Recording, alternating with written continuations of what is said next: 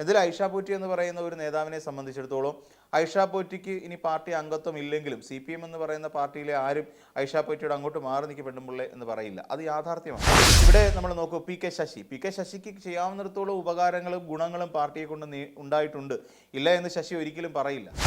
പാർട്ടിയെ ആക്രമിക്കുകയും പാർട്ടി നേതാക്കന്മാരെ തെരുവിലിട്ട് പുലഭ്യം പറയുകയും ചെയ്യുന്ന ഈ വിമതന്മാരെന്ന് പറയുന്നവർക്ക് ഒട്ടിക്കാൻ വേണ്ടിയിട്ടോ പ്രദർശിപ്പിക്കാനോ വേണ്ടിയിട്ടുള്ള അല്ലെന്നേ സഖാക്കന്മാരുടെ ചിത്രങ്ങൾ.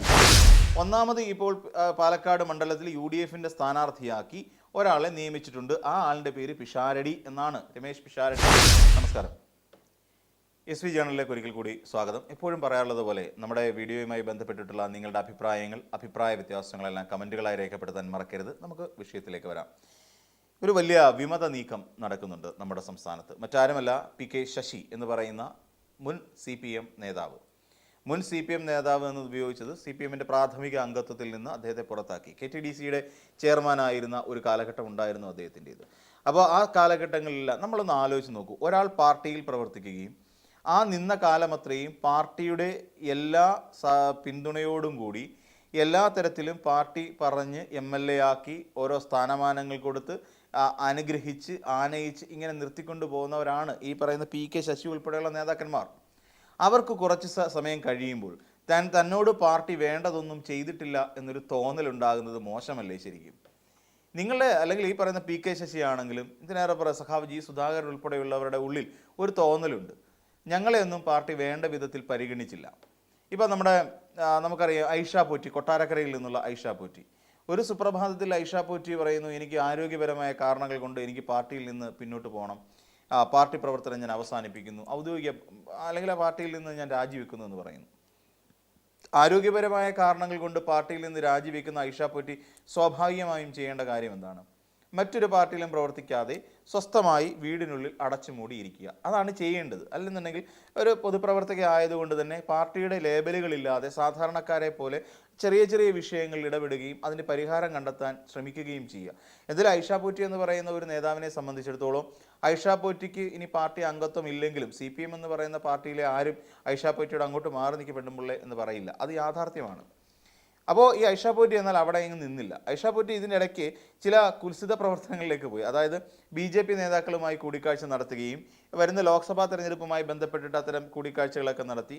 തുടർന്ന് അവർ കൂടിക്കാഴ്ച നടത്തുകയും ഒരു ഏകദേശ ധാരണയിലെത്തി, ഒരു MP എന്നുള്ള നിലയിലേക്കൊക്കെ ഉള്ള ഒരു ധാരണയിലൊക്കെ എത്തുകയും ചെയ്തു.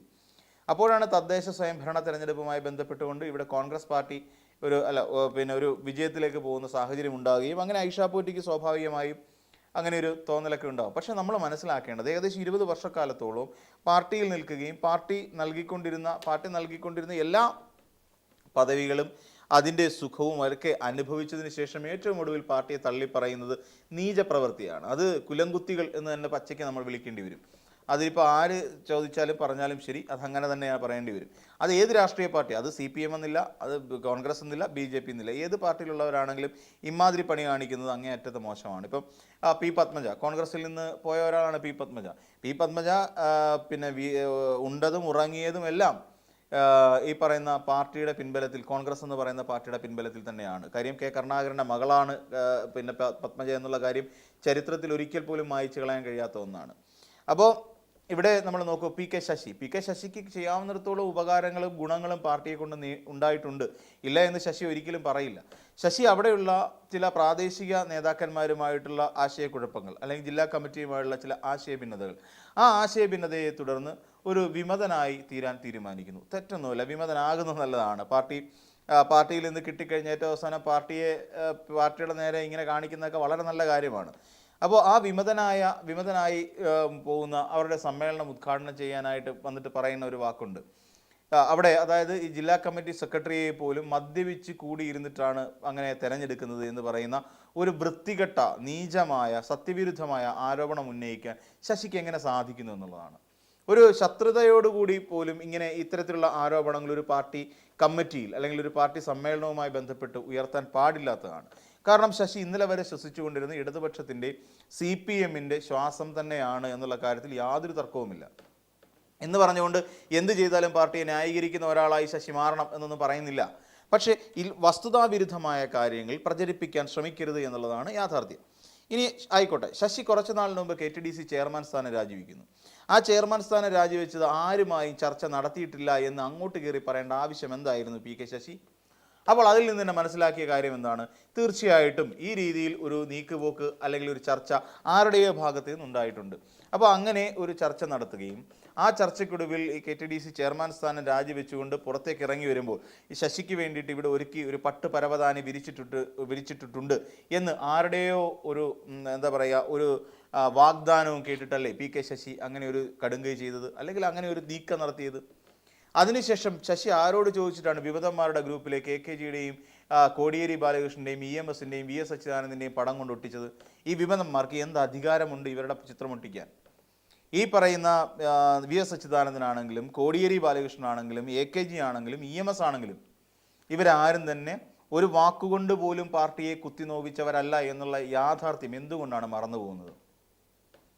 പാർട്ടിയെ പിന്നിൽ നിന്ന് കുത്തി പാർട്ടിയെ ആക്രമിക്കുകയും പാർട്ടി നേതാക്കന്മാരെ തെരുവിലിട്ട് പുലഭ്യം പറയുകയും ചെയ്യുന്ന ഈ വിമതന്മാരെന്ന് പറയുന്നവർക്ക് ഒട്ടിക്കാൻ വേണ്ടിയിട്ടോ പ്രദർശിപ്പിക്കാനോ വേണ്ടിയിട്ടുള്ള അല്ലെന്നേ സഖാക്കന്മാരുടെ ചിത്രങ്ങൾ. സഖാക്കന്മാർക്ക് അല്ലെങ്കിൽ മുൻപേ നടന്ന സഖാക്കന്മാർക്ക് എല്ലാ കാലവും പാർട്ടി കൊടുത്തിരിക്കുന്ന ഒരു വലിയ പദവിയുണ്ട്, വലിയൊരു പ്രാധാന്യമുണ്ട്. ആ പ്രാധാന്യം മനസ്സിലാക്കാതെ ആ പ്രിയപ്പെട്ട സഖാക്കന്മാരുടെ ചിത്രം വിമതന്മാരെന്ന് പറയുന്ന പാർട്ടിയുടെ പിന്നിൽ നിന്ന് കുത്തിയ കുലംകുത്തികളുടെ സമ്മേളനത്തിൽ ഒട്ടിക്കാൻ എന്താണ് ചേതോ വികാരം? അത് അക്ഷന്തവ്യമായ അപരാധമാണ് എന്ന് തന്നെ പറയേണ്ടി വരും. തെറ്റാണ് ആ ചെയ്തത്. കോടിയേരി ബാലകൃഷ്ണൻ ഒരിക്കൽ പോലും ഒരു ഘട്ടത്തിലും പാർട്ടിയെ പിന്നിൽ നിന്ന് കുത്തിയിട്ടില്ല. VS അച്യുതാനന്ദൻ എന്ന് പറയുന്ന നേതാവ് ഒരു ഘട്ടത്തിലും പാർട്ടിയെ പിന്നിൽ നിന്ന് കുത്തിയ നേതാവേ അല്ല. ഈ പറയുന്ന EMS ആണെങ്കിലും AKG ആണെങ്കിലും അവരുടെ നിലനിൽപ്പിന് വേണ്ടിയിട്ട് പോലും പാർട്ടിയെ കുറ്റം പറഞ്ഞിട്ടില്ല, ഒരിക്കൽ പോലും കുറ്റം പറഞ്ഞിട്ടില്ല. പാർട്ടിയെയും കുറ്റം പറഞ്ഞിട്ടില്ല, സഹപ്രവർത്തകരെ പിന്നിൽ നിന്ന് തീരെ കുത്തിയിട്ടേയില്ല. അപ്പോൾ അങ്ങനെയുള്ള നേതാക്കന്മാരുടെയൊക്കെ ചിത്രം പ്രദർശിപ്പിക്കുക എന്ന് പറഞ്ഞാൽ അത് അക്ഷന്തവ്യമായ അപരാധമാണ്. ഇനിയിപ്പോൾ PK ശശി വിമതനായി നിൽക്കുന്നു. ഈ ശശിയെ കൊണ്ട് ആർക്കെന്ത് ഗുണം? സിമ്പിളായിട്ട് ചോദിക്കാം, ആർക്കെന്താണ് ശശിയെ കൊണ്ട് ഗുണം? ഒന്നുകിൽ ശശിയെ കൊണ്ട് CPM അല്ലെങ്കിൽ UDF എന്ന് പറയുന്ന മുന്നണിക്ക് ഗുണം കിട്ടണമെങ്കിൽ PK ശശി പാലക്കാടോ മണ്ണാർക്കാടോ മത്സരിക്കണം. അല്ലെ അവിടെയും ഗുണം കിട്ടുമെന്ന് നമുക്ക് ഉറപ്പിച്ച് പറയാൻ പറ്റില്ല. ഈ ശശി പാലക്കാട് മത്സരിക്കാൻ നിലവിലത്തെ സാഹചര്യത്തിൽ നടക്കില്ല തന്നെ. ഒന്നാമത് ഇപ്പോൾ പാലക്കാട് മണ്ഡലത്തിൽ UDFൻ്റെ സ്ഥാനാർത്ഥിയാക്കി ഒരാളെ നിയമിച്ചിട്ടുണ്ട്. ആ ആളിൻ്റെ പേര് പിഷാരടി എന്നാണ്, രമേശ് പിഷാരടി. ഈ രമേശ് പിഷാരടിക്ക് പകരം ഇനി ഷാഫി പറമ്പിലിന് തന്നെ അവിടെ മത്സരിക്കണമെന്ന് പറഞ്ഞുകൊണ്ട് ഒരു അണിയറ നീക്കവും നടക്കുന്നുണ്ട്. അപ്പോൾ രമേശ് പിഷാരടിയെ നിലവിലൊരു സ്ഥാനാർത്ഥിയായി പ്രഖ്യാപിക്കുകയും ഷാഫി പറമ്പിൽ അവിടേക്ക് സ്ഥാനാർത്ഥിയായി വരണം എന്നുള്ള ആഗ്രഹം പ്രകടിപ്പിക്കുകയും ചെയ്തിരിക്കുന്ന സാഹചര്യത്തിൽ ഒരു വിമതൻ എന്നുള്ള നിലയിൽ, ഒരു സ്വതന്ത്ര സ്ഥാനാർത്ഥി എന്നുള്ള നിലയിൽ ഈ PK ശശി അവിടെ മത്സരിക്കാൻ ഇറങ്ങുമ്പോൾ ഈ UDFകാർ ആകെ വലഞ്ഞു പോകില്ലേ? അപ്പോൾ UDFൻ്റെ പിന്തുണ ശശിക്ക് ലഭിക്കാതെ പോകുന്നു. ഇനിയിപ്പോൾ മണ്ണാർക്കാടേക്ക് പോകാം എന്ന് വിചാരിച്ചോളൂ. ആ മണ്ണാർക്കാടേക്ക് പോയി മത്സരിക്കാൻ PK ശശിക്ക് കഴിയുമോ? അവിടെയാണല്ലോ വലിയ കാര്യത്തിൽ അവിടെ ഒരു ബിലാൽ പഴയ ബിലാലല്ല എന്നൊക്കെ പറഞ്ഞിട്ട് വലിയ സിനിമാ ഡയലോഗ് ആശിയത്. ആ മണ്ണാർക്കാടേക്ക് മത്സരിക്കാൻ സാധിക്കുമോ? ഇല്ല. മണ്ണാർക്കാട് മുസ്ലിം ലീഗ് അടുപ്പിക്കില്ല.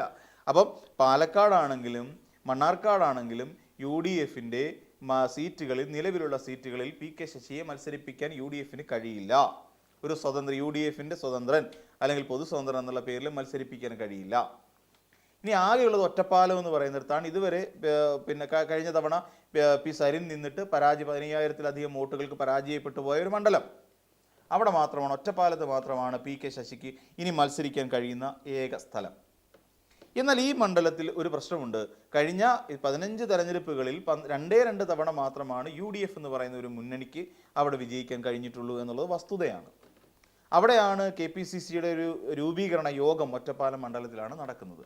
അപ്പോൾ അതുമായി ബന്ധപ്പെട്ടുകൊണ്ട് ഇതുവരെ എടുത്ത് പരിശോധിച്ച് നോക്കിക്കഴിഞ്ഞാൽ UDFന് ആകെ 2 തവണ മാത്രമേ വിജയിക്കാൻ കഴിഞ്ഞിട്ടുള്ളൂ. ബാക്കിയൊക്കെയും ഇടതുപക്ഷത്തിന് മേൽക്കൈയുള്ള ഒരു മണ്ഡലം തന്നെയാണ്. ആ ഇടതുപക്ഷത്തിന് മേൽക്കൈയുള്ള പലപ്പോഴും ചില ഒരു സ്വതന്ത്രർ അവിടെ മത്സരിച്ചിട്ടുണ്ട്. കേരള കോൺഗ്രസിൻ്റെ ആൾക്കാർ അവിടെ ഇടതുപക്ഷത്തിൻ്റെ ബാനറിൽ മത്സരിച്ചിട്ടുണ്ട്. എന്ന് വെച്ചാൽ ആ ഇടതുപക്ഷം എന്നുള്ള നിലയിൽ നിന്നുകൊണ്ട് ചില സ്വതന്ത്രന്മാരോ അല്ല ചില മറ്റ് ഘടകകക്ഷികളോ മത്സരിക്കുമ്പോൾ അവിടെ പ്രവർത്തിച്ച സംവിധാനം, അതായത് ഇവിടുത്തെ CPMൻ്റെ സംഘടനാ സംവിധാനം തന്നെയാണ് എന്ന് പറയേണ്ടി വരും. അപ്പം CPMൻ്റെ സംഘടനാ സംവിധാനം അത്രത്തോളം ശക്തമായ ഒറ്റപ്പാലം പോലെ ഒരു മണ്ഡലത്തിൽ CPM എന്ന് പറയുന്ന ഒരു വലിയ പാർട്ടിയുടെ ഒറ്റുകാരനായി മാറിയ PK ശശിക്ക് UDFിൻ്റെ ടിക്കറ്റിൽ അവിടെ നിന്ന് വിജയിക്കാൻ കഴിയുമോ? അതാണ് അടുത്ത ചോദ്യം. ഇല്ല. അങ്ങനെ വിജയിക്കാൻ ഈ പറയുന്ന തീവ്രത അളക്കുന്ന പേരും പറഞ്ഞുകൊണ്ട് ഇക്കാലം അത്രയും PK ശശിയെ അധിക്ഷേപിച്ചുകൊണ്ടിരുന്ന ഈ UDFകാരിൽ പലരും പിൻവലിയും. അപ്പോൾ ആ ഒരു പ്രതീക്ഷയും PK ശശിയെ സംബന്ധിച്ചിടത്തോളം ഇല്ല. ഇതിൻ്റെ അർത്ഥം PK ശശി എന്ന് പറയുന്ന ഒരു രാഷ്ട്രീയ നേതാവിൻ്റെ, ഒരു ഇടതുപക്ഷ അല്ലെങ്കിൽ CPMകാരനായിരുന്ന ഒരു സഖാവിൻ്റെ രാഷ്ട്രീയ ഭാവി എന്നേക്കുമായി ഇരുളടഞ്ഞു തന്നെ പോയി എന്ന് തന്നെ കരുതേണ്ടി വരും. ഇനി PK ശശി എന്നുള്ള പേരിൽ കാലം ചർച്ച ചെയ്യാനേ പോകുന്നില്ല. വിമതനായ ശശി എന്ന് പറയും. അതുകൊണ്ട് തന്നെയാണല്ലോ പാർട്ടി വളരെ എളുപ്പത്തിൽ ഇങ്ങനെ ഒരു തീരുമാനമെടുത്ത് PK ശശി എന്ന് പറയുന്ന നേതാവിനെ പുറത്താക്കുകയും ചെയ്തു. ഇനി ശശി വീണ്ടും ശശിയായി മാറുന്നു. അപ്പോൾ മറ്റൊരു വീഡിയോയുമായി നമുക്ക് വീണ്ടും കാണാം.